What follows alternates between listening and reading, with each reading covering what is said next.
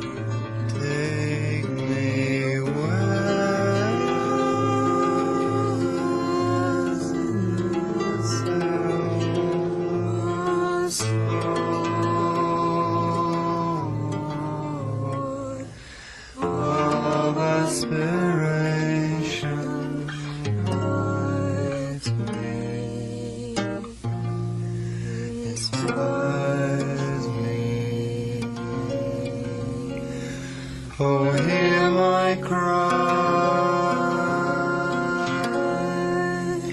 the singing of my heart, the depth of my being follows.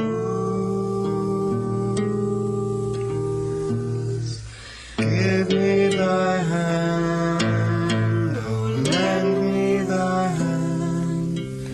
My heart has surrendered its joy begun.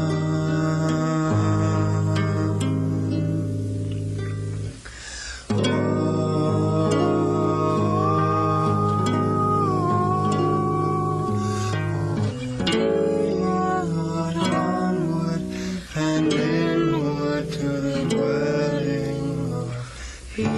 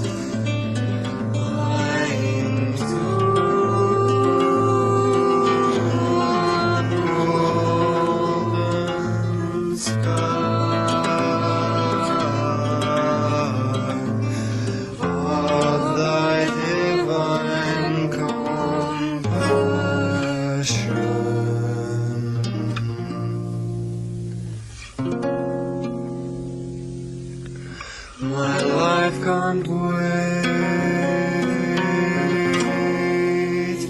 to feel the very breath inside my mind and body. Answer my cry, my devotion sigh, my being is longing to feel thy grace.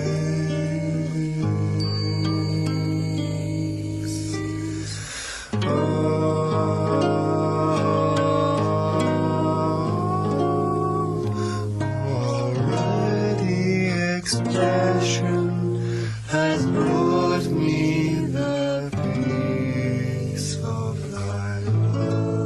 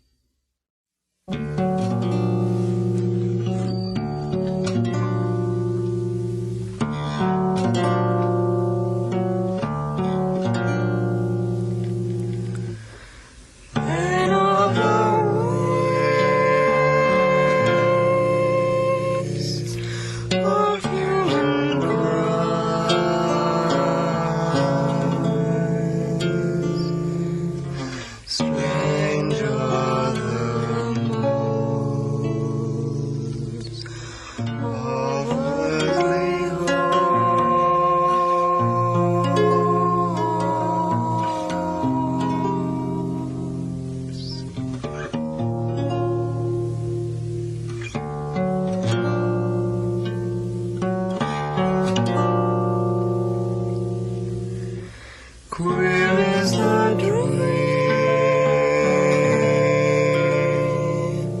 of climbing skies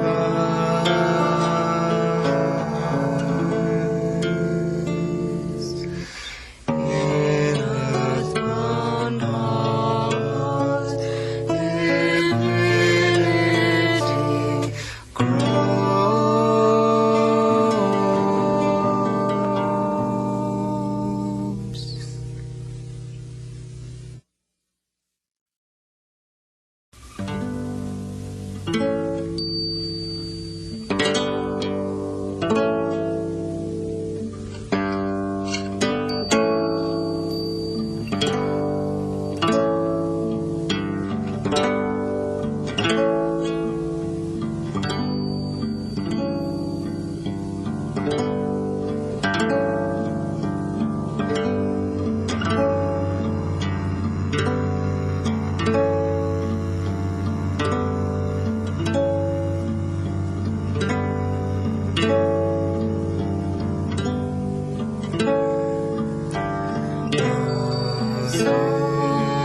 Song sings of devotion,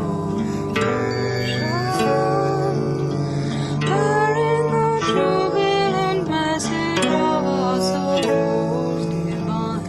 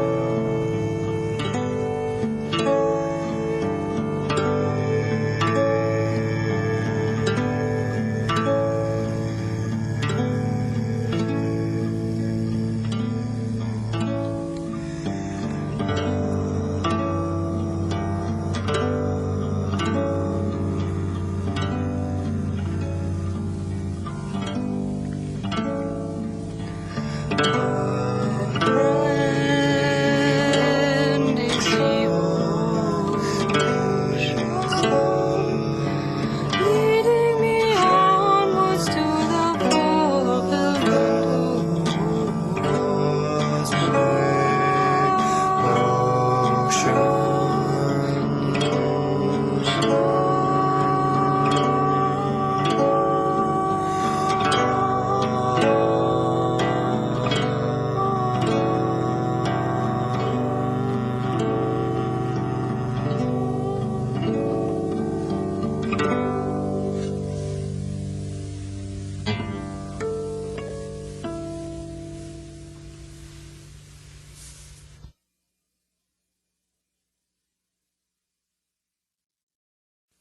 It was very beautiful. John, thank you. Thank you. And you once told me in a conversation that one of the reasons you admire John Coltrane so much was that he brought to music a much-needed link with spirituality. And I think that in this music you've played for us tonight, and as well as your other music, but especially this kind of music, I think you're attempting to bring more spirituality to music. Well, music and spirituality, it's like completely inseparable, And, and that's what people really, that's what I always listen for, Whenever I listen to music, if it doesn't have, what spirituality does to music is make it immortal, timeless, and eternal. You know what I mean? Because it's the very depth of man's being that it comes from. The very meaning of his life. And to me, that's what, every time I listen to music, I always, I didn't know before, but now I know what I was looking for, I was looking for that something that's just just so deep that you always get lost in it, you know.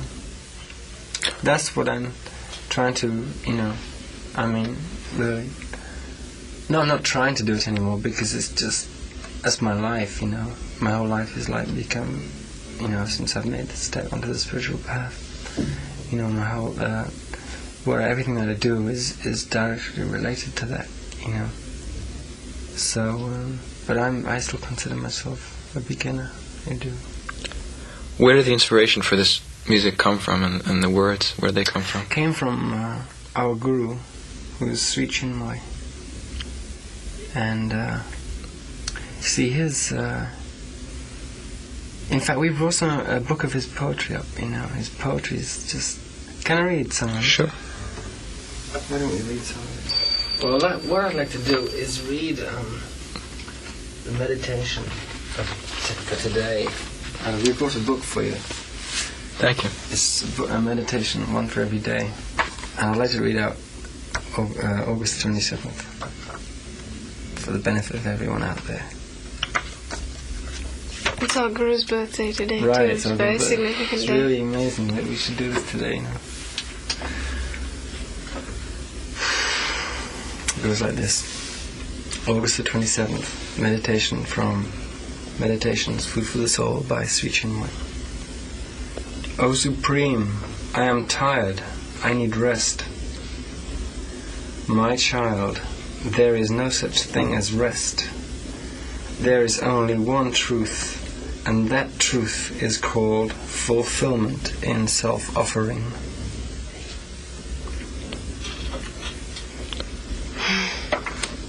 Which really sums it up, you know. I mean, as far as work and what we have to do, you know. And like the music that we do, you know, it's just our offering, really. It's just our offering, you know. When did you meet Sri Chinmoy, and how did you know you wanted him to be your guru? I didn't know. I mean, I didn't know consciously, you know. My soul knew, but I didn't know. My mind didn't know. You know, it was really, it just happened, you know. And the way we became disciples seemed completely, had nothing to do with our little world, you know. We've been looking for a master for a while. Yeah, we'd been aware. You see, we were doing hatha yoga and doing, you know, trying to impose some discipline. You know, see, you know, that's the thing about America. You know, that's what I'm really grateful to America for, because there's so much bad here. You know, it's so extreme. Is that you have to get your life in order. You know what I mean? In England, people just fumble and bumble along. You know, nothing really matters. You know. Nothing's too bad, nothing's too good, you know. So people are like that. The kind of personality is like that, you know. And that's a real generalization. But you know what I mean? It's actually true, you know. It's actually true. But here, you see, there's so much going on, you know. Rubbish, nausea, horrible, you know.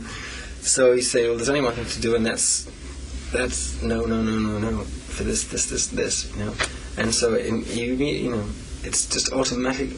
Common sense arises, and you think, I've got to really, you know, for us anyway, you know, we realize that there's only one thing to do, and that's be like totally fit, physically, mentally, spiritually, emotionally, you know.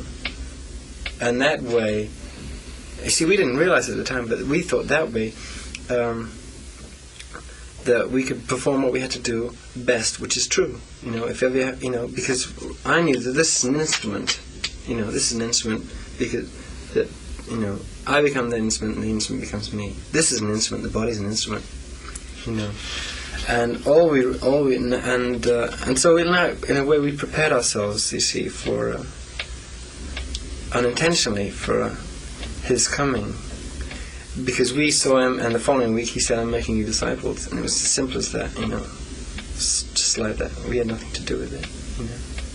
It was just, he said, you know, do you want to come? You know, and what can you say? You know, it's only one thing you can say, and that's yes. So that was it.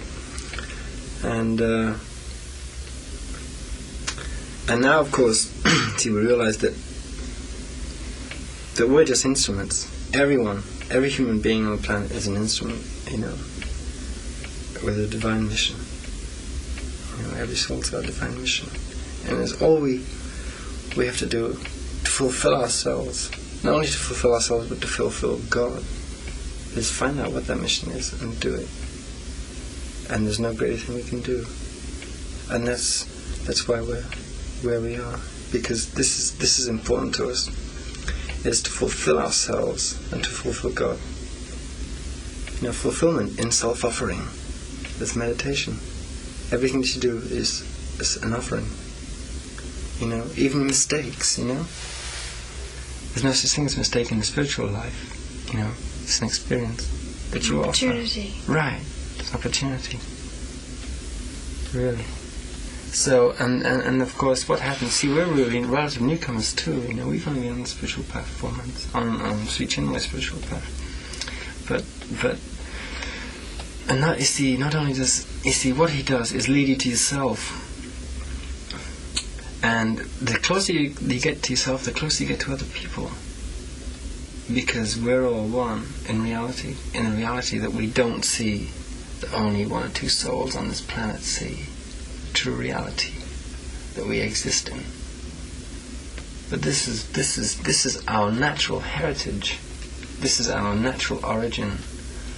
That it is our purpose to get back there, find out our divine origin and our divine destiny too. Because they're one thing, and we're all one in that oneness, And it's just the veils of ignorance that cover it up. But that's the miracle of life, Because it's like you and I, necessary conditions of separateness, but the you and I are also necessary conditions of love. You understand what I mean? And that's the incredible miracle that life is, It's like this apparent paradox, but it's not really, So, what other music that have you heard that you feel has the most spirituality? Oh, Indian music you mentioned once. Yeah, Indian music. Yeah, because you see, Indian music, it's the whole thing about education and life. You see, in the West, music is you're left to find out your own way to your relationship with God. To get back to your original question, there are quite a few spiritual musicians in the West. There have been. There are people who are like unconsciously spiritual. Musicians, because music puts you in touch with the spiritual world just automatically. It puts. Yeah, right. Miles is really. He's spiritual in his way. He's not consciously spiritual, but he's unconsciously spiritual. He's, very intuitive. Right, right. He's so soulful, And Tony, Tony Williams, the way he plays those drums. Larry. Yeah, well, Larry's consciously on a path, Right. Larry Young. You talk to him? No, I haven't. Oh, you should. He's incredible. He's the most incredible person. He's a Muslim, but like. He's just aware of the truth, which is beyond all religion, beyond all creed, And like Albert Ayler, who you never hear, his sound is just spiritual, that record, Spiritual Unity. Yes. I mean, what a record. Fantastic. Sonny Murray, And Gary Peacock, of course. I had a chance to speak to Gary before I left for Japan. He's really an amazing person. We were sitting there, Dave Holland was there, and Randy Becker was there. And you know how deep he's into macrobiotics. And he just sat and read our gastronomic state by looking at our faces, He said, you could do without that, and you could get by on rice, and yes, I can see something in your liver, and just by looking here, this is your liver, and this is your heart, and this is, he's really into that. But it's getting slightly sidestepped. Why don't you say something, Eve? Oh, why don't you ask us another question? You mentioned before that you needed discipline, and you Yes. once previously told me that after playing with Günter Hampel's group in Europe for 9 months, I think, you left because you felt that the band had no discipline. Well, yeah, I do. But what part does discipline have as far as direction? Pardon? What part does discipline have as far as direction in achieving spirituality? Well, that was musical discipline. This is another kind of discipline. Well, it's interrelated, isn't it? Yeah, all discipline is Yeah. discipline. Yeah, absolutely. Well, it's just that I feel I need to achieve mastery, which is my goal. Mastery is nothing, anything less than that is not enough. I know it just demands, like, work, work is another word for discipline, actually. The kind of attitude you do when you're doing work. You know what I mean? Because, like in the meditation it says, there's no such thing as rest, there's only fulfillment in self-offering. You know what I mean? Now that to me is like, whatever you do, it depends in the state of mind that you do it, and the state of heart that you do it. How well it works for you. You know what I mean? And so you can apply self-discipline all the time by not indulging yourself. You know what I mean? In what way? Well,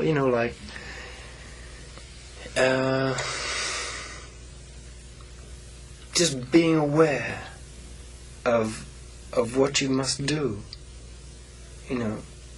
Being aware. I can only speak for myself, of course. Or what must you do? Well, just by aspiring more, by being a better person, by being,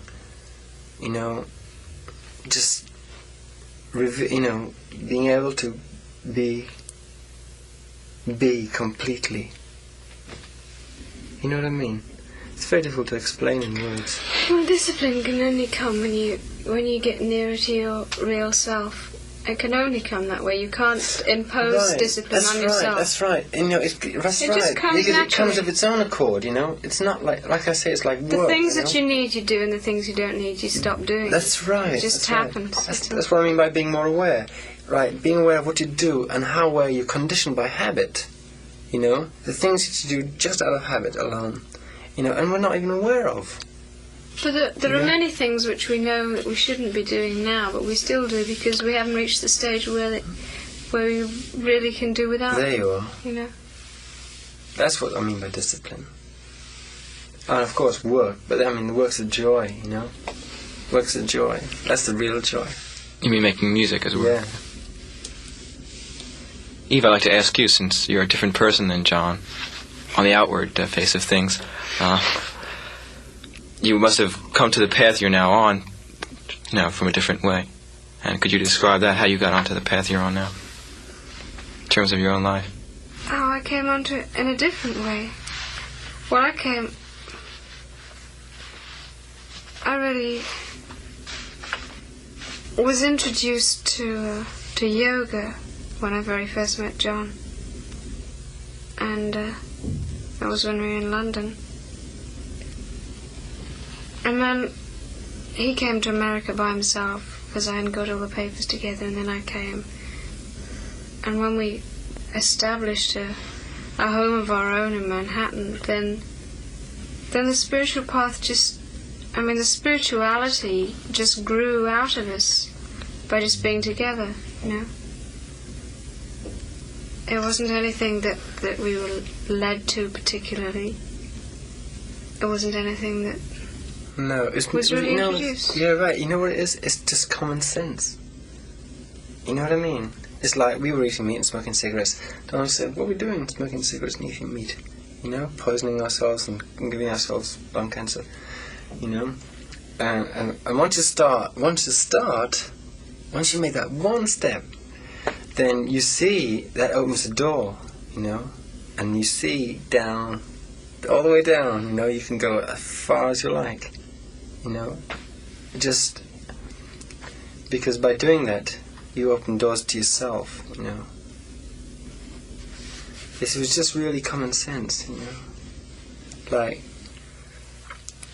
if you love someone, and you want to communicate to them, the closer you are to yourself, and the nearer you are to yourself, the nearer you are together, the more, and to become one, which is what you really are, we're one, and only in our when ignorance reigns do we see ourselves separate, you know what I mean? And mentally too, so, and we're both aware of this, and both aware of the need to, you see, words are, in a way, kind of the lowest form of communication, So you want to communicate on deeper and higher planes, or more and more, because love grows all the time, and you want to express more, because, it's the same with playing.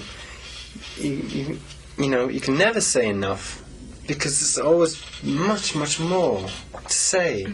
You know what I mean?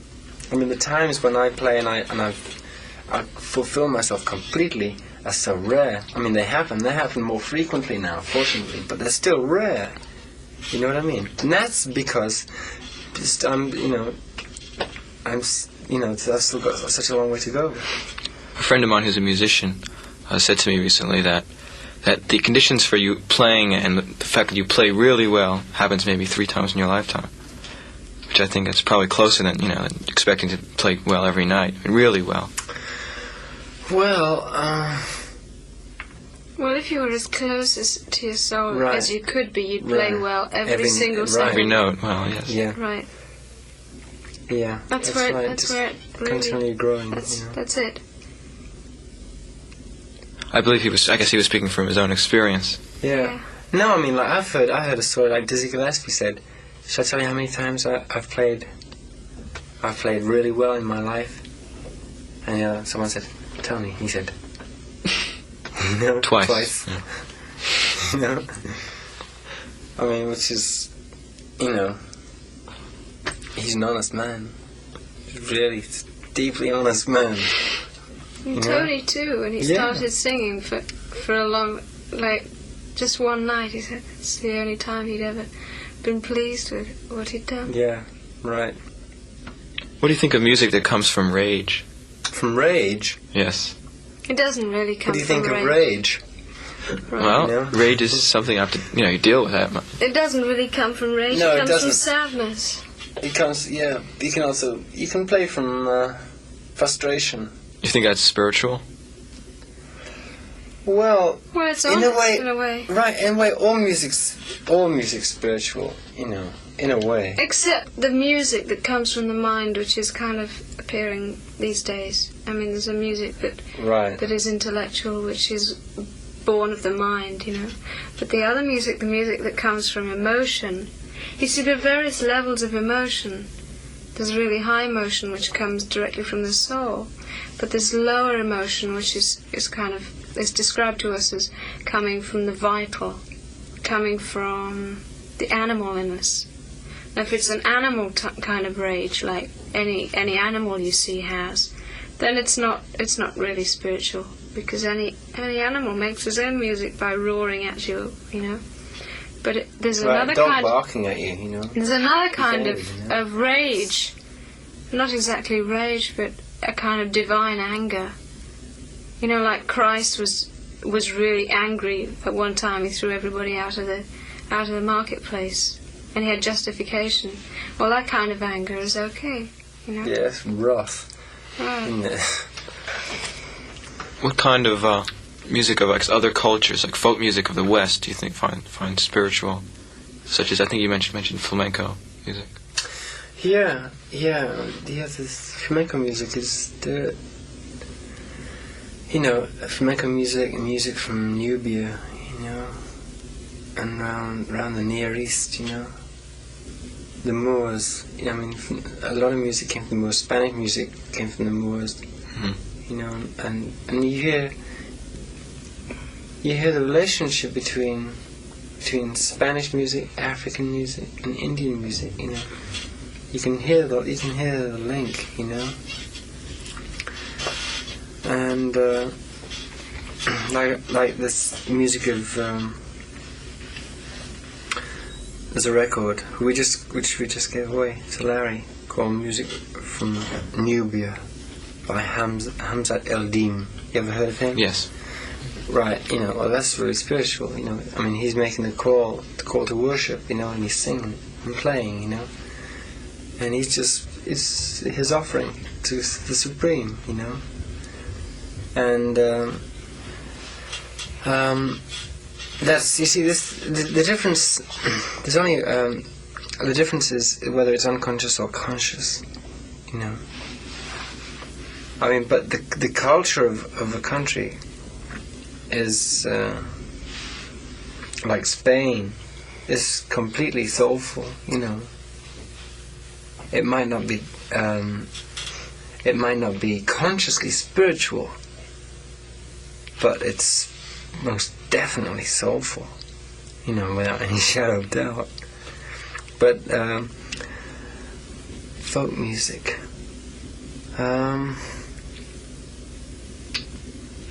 Well, folk music, like as we know it, is not really. It's good, It's good. Like it can be have a good moral thing in it, It can have a moral principle contained in the song, which is inherently good. You know what I mean? And it might uplift some people, but to me, what I want to do is to be able to transmit. You see, it's not me who makes the music. I just want to be sufficiently pure that the music comes down from such a height and with its own strength and power and purity that it just lifts people, deeply within, and moves them, and if it changes them for the better, fine, That's what I want to do. That's my, there's nothing more that I want. Just to be just an instrument, but a real instrument. You know what I mean? A real instrument. That's and that can only be achieved with conscious work, conscious dedication, conscious offering, conscious aspiration. Recently, you played a concert of the songs we heard tonight. Some of the songs. With Larry Coryell and other disciples of Sri Chinmoy. Are you going to continue to perform this kind of music in the future? Acoustic? I'm sure we'll have another. Acoustic, yeah. You like playing acoustic guitar? Oh, I do. I mean, especially with Eve, It's, and she's learning 12-string, on the two guitars, and I really love the sound. So when we come back from Europe, I'm sure we'll do another one. You're going to Europe? Yeah. With who? With Lifetime. Lifetime? Yeah. Where are they going? Everywhere. Playing various festivals, or what? You're playing various concerts? No, we're just going on our own tour, which is really nice. And we're going to be setting up a lecture tour for Guru. Right, at the same time. He's never been to Europe, and so we're setting up a tour for him. Simultaneously. How is a Lifetime doing? Oh, there's no other band in the world, is there? There's no other band in the world, really, for me. I mean, if Miles can ask me to join twice and I say no each time, that means because there's nobody else in the world I want to play with, The band is completely fulfilling, Completely fulfilling. And growing. Oh, all the time. Well, I mean, how many nights did you come down to Ungalas? The last time? The last time, no. Well, were you there? You missed out, both of you. Well, every night was really something, Every night it's really something else. And it's just growing all the time. Growing all the time. But that's the only way things can go, You can't stand still. You either go backwards or forwards, You either stagnate or grow, expand. And we really are. It's good. How about the musicians on your record? Larry Young, you played with in the Lifetime. Buddy Miles. Yeah. And are you going to play with them in the future? Well, we were going to do something together this time, go in the studio. I'm working on another album. With who? With Pharrell and Douglas, Mm-hmm. And Buddy was going to come and do some, we were going to try some more. But he's got a hit album, so he's famous and he's working and he's busy, he can't make it. So I went in the studio and did some tracks with Isaac Hayes' rhythm section, and they really got down home and funky. But they weren't happy, They weren't very happy. They didn't think they were giving me what I wanted. Who else are you recording with or playing with? Well, you've been on Wayne Shorter's record. Oh, Wayne's, yeah. But recently. Are you telling me about the new Miles album with Sonny Sharrock? Yeah, we've got a lot of music on the shelf, and we've got 2 dates worth with Sonny Sharrock. Why don't you do a record with him? That might be interesting. Well, would be. You're both going on different paths in the same direction. I know. I still want to hear his new record that he did with his wife. Sonny is really amazing. He's so intense. He's so intense. Really incredible. Completely, revolutionary style. He's got too. Revolutionary. Well, I guess you two are probably changing electric guitar playing as much as anyone, you and Sonny. And also maybe Jimi Hendrix a few years ago, although I think he's gotten into a rut lately. Oh, yeah? Do you think so? Well, I think Jimi Hendrix was doing some things a long time ago. Yeah, I've played really good. We did a session once with Buddy Miles, And Jimi Hendrix? And Dave Holland was on bass. Wow. And Buddy Miles. Whatever happened to that? I really don't know. I'd like to hear that again. That was some night. But Jimmy's filled up rooms. Right, he's got his rooms full of tapes, and none of them are labelled. It's all blank cases. It's going to take somebody years to go through. Right, someone's to have to listen. Not to only all that, but he signed 3 recording contracts on at the same time. So well, 3 we don't know that for sure. That's only speculation. Oh yeah. I mean, not that it really matters. And these songs that you've sung, they're going to be recorded possibly by Vanguard, is that? Yeah, maybe. Maybe. So maybe we'll hear that music. If it's Will of the Supreme, then it'll happen, I mean, and with that attitude, whatever happens, is because that's the truth, It's His will. Okay, I'd like to thank you for being my guest tonight. Sure. John McLaughlin and Eve. Thank you so much, Dave, for this opportunity. And Jim. That's right, Jim Carroll has been my engineer here.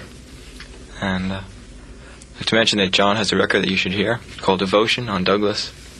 And he's been on a lot of other records you should hear with Miles Davis, Wayne Shorter, and above all, as a group with the Tony Williams Lifetime.